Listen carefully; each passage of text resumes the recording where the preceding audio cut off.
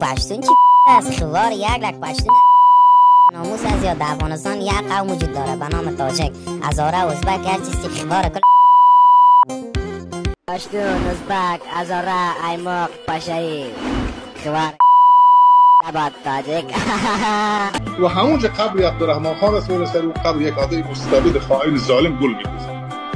چون انصاف ندارین چطوری میتونین هموطن باشیم؟ اینطوری نمیشه هموطن باشیم. برای ما تعیین تکلیف بکنه که ما فارسی هستیم یا افغان هستیم یا تاجیک هستیم یا ازبک هستیم یا هزاره. من تعیین میکنم کی هستم، زبانم چیه. من یک تاجیک فارسی زبان تاجک نداره، در مابین ما اگر نداره، آمدی در خاکم باز توهین کردی، گرد چنگالم افتادی او چلو، باز قانون ما چاپلوسی را قبول نداره. این پرچم یک گذشته داره. امروز درست است که نام افغانستان است، ولی در گذشته خراسان بود، با اینمی پرچم بود.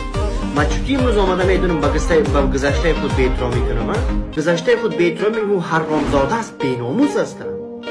پدرای ما اجداد ما زیر پرچم زندگی کرده تیش رفته. من امروز آمده چطور به این پرچم بی احترامی بکنم؟ و به این پرچم بی احترامی بکنم. از میرویس خان شروع تا احمد خان بیناموس است.